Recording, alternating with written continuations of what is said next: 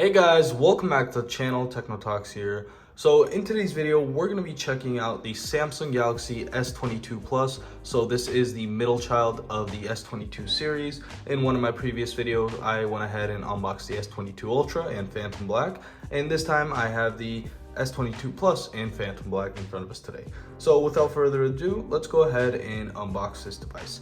So very simple packaging. We get a nice S logo in the front with a 22 that's embedded in there. You can't really tell if you don't really check it out too much, but other than that, nothing too much to it. It's just a plain simple black box. It says Galaxy S22 Plus on the side, and then it says Samsung on this side, and it says Galaxy S22 Plus down here. So on the back, we get some information. So it contains the Galaxy S22 Plus, USB-C cable, ejection pin, and a quick start guide. So we do not get a charging brick, which is normal nowadays. So let's go ahead and open this up. We have two stickers right here. Boom. And boom. All right. So put that to the side and open up our phone. So nothing on the top, and we immediately can see our device right here. So I'm gonna go ahead and put this to the side real quick and check out the inside of what we get inside. So all right, so we get our ejection pin, our SIM ejection tool, and then we also get our charging cable right here, a USB-C to C, and we also get our quick start guide, which nobody really reads, so we don't really need that. So I'm gonna go ahead and plop this all back inside and move this to the side. So, I think I may just close it up. All right, so here is our Samsung Galaxy S22 Plus in Phantom Black. Let's go ahead and take these stickers off. All right, so we get one in the front display. It's pretty satisfying, and then one back here. All right, yep, that's really satisfying. The one on the back especially. So here is our Samsung Galaxy S22 Plus, 256 gigabyte in Phantom Black. So for size comparison, let me go ahead and show you all the S22 Ultra. As you can see, it is a very different design on both these devices. This one is very similar to last year, the S21 series, which I have the S21 right here. So this is the normal S21 with a plastic back. We get a Gorilla Glass Victus back on the S22 series, which is nice to know. So looks very similar design-wise. This is the smaller model, but the S22 has the same design as the S22 Plus. So I just went ahead and wanted to compare these two real quick. As you can see, very similar, just some slight changes. So quickly, they made some slight changes as I was talking about that. The edges are a little squared off. They're a lot more squared off than usual. Here, if you can tell, the edges on the S22 are slimmer and they are a little more rounded off. And I believe this will actually help with holding the device a lot easier, which is a nice design change that they've actually made. We have a nice flat back, which is nice to know. And then we have our nice camera hump, which I personally really enjoyed this design from last year. And it's really nice that they're keeping it on the S22 and S22 Plus. Honestly, I feel like the S22 Plus should have been called something else, since the S22 Ultra is basically a Note 22 Ultra, and this should have been in a completely different category, because it kind of makes it feel like not the best or the most premium device. I know it's not, but still, this seems like more of an S series, and this is more of like a Note series.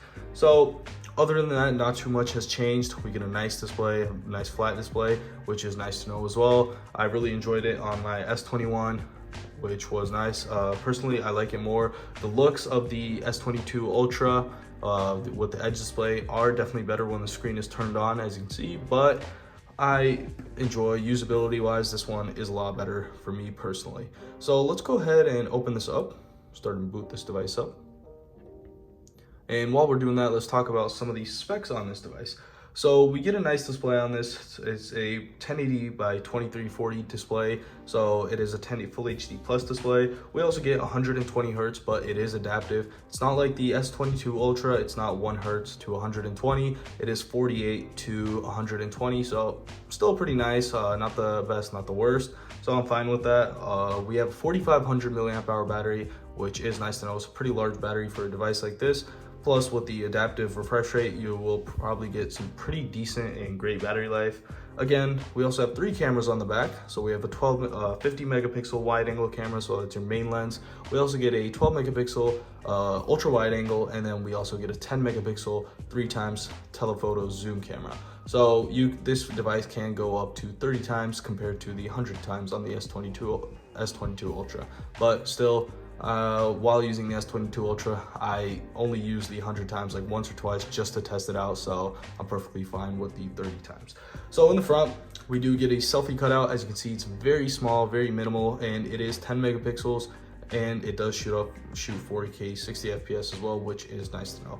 So this year, they've actually changed up a couple things design-wise, which were really nice. Again, I already talked about the squared off edges. It is a lot easier to hold and just looks a lot more premium personally.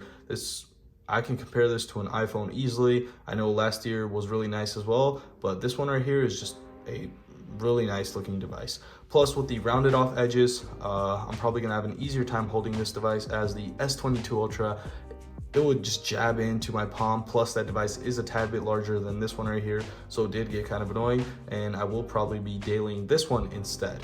So other than that, there isn't much to talk about. We also have these symmetrical bezels. So this year we have symmetrical bezels, which is really nice. Samsung already had some pretty nice, decent bezel sizes on this. However, the bottom bezel was just a tad bit larger. I really didn't have any issues with that, but seeing an upgrade with it is nice to know. All right, so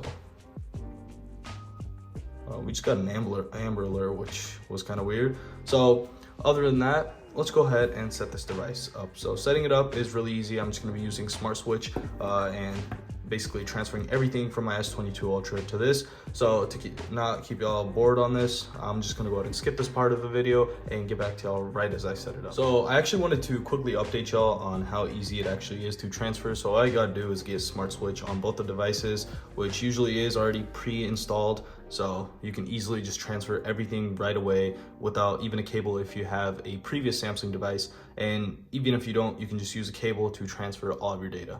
So just a quick update on that.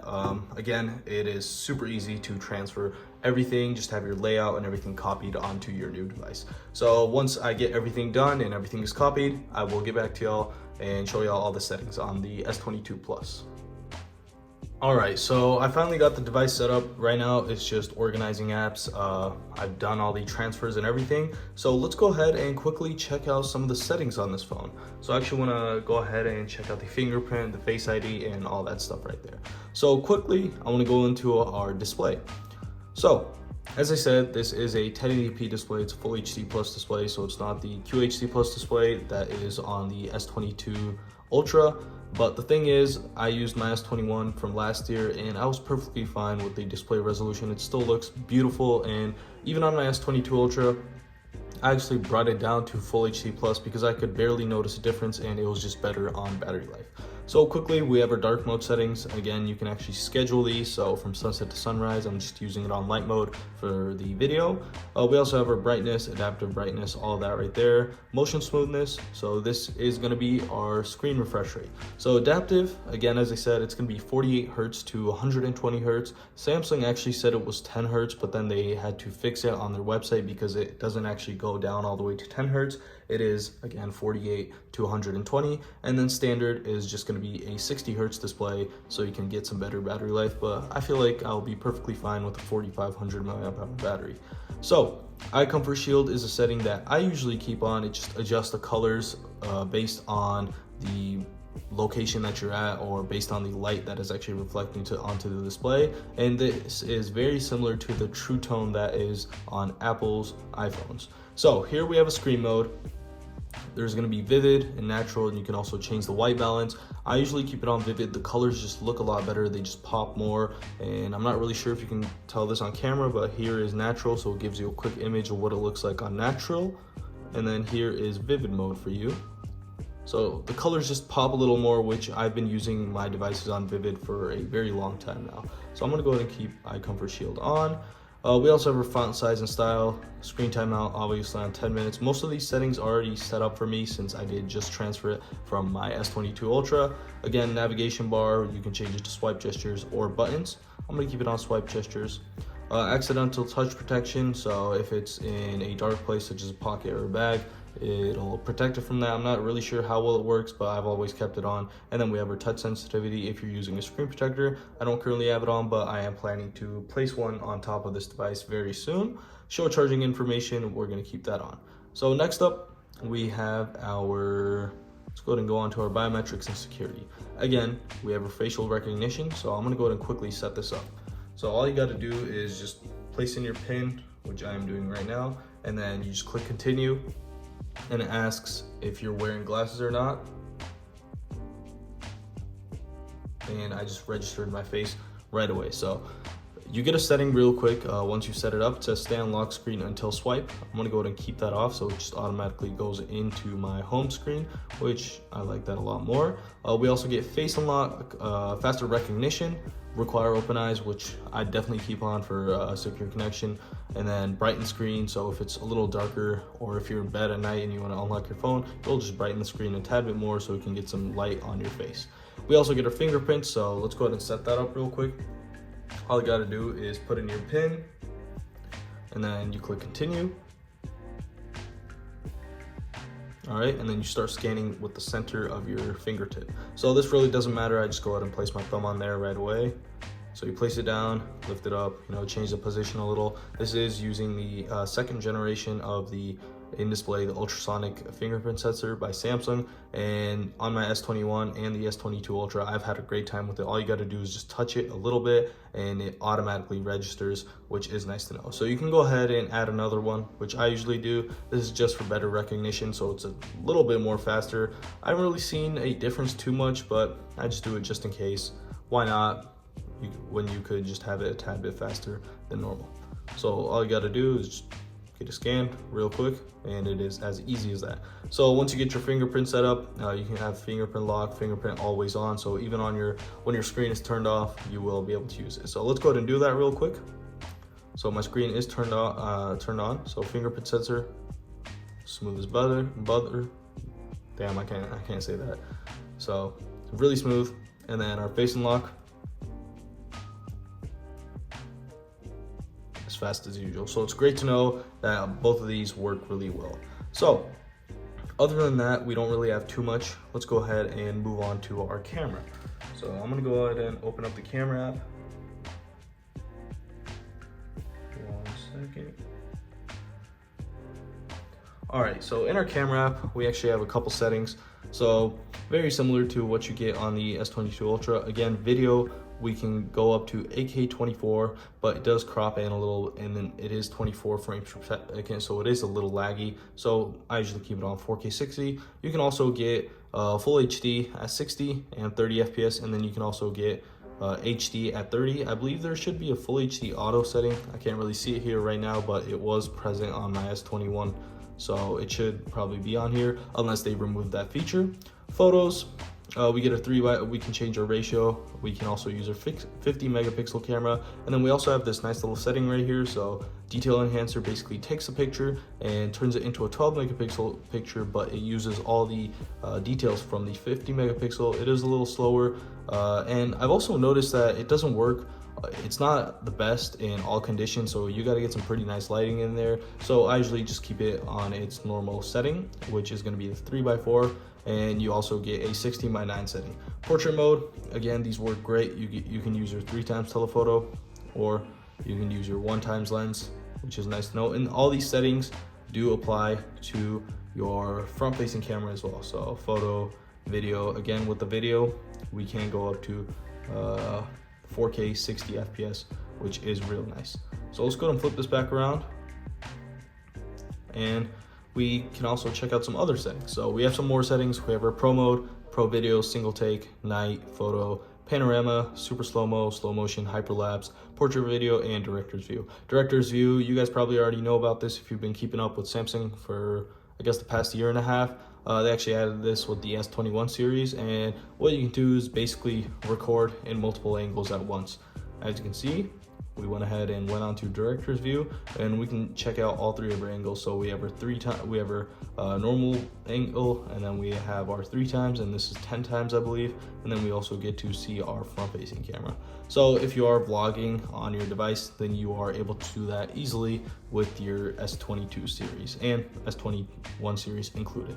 So that is basically going to be wrapping it up for this device. So far, I basically gave you all the specs on this. Again, this is using the Snapdragon 8 Gen 1. They also have the Exynos 2200, I believe, and they both do come with 8 gigabytes of RAM, no SD card slot, so no upgradable storage, but I am perfectly fine with that. I did get the 256, and I didn't really use it on my S10 series much or the S20 series, and so I've been rocking it with that one, and I don't really see the need, but I know a lot of people would like it, and it would be nice to not remove a feature on a premium device, but actually add some features to it.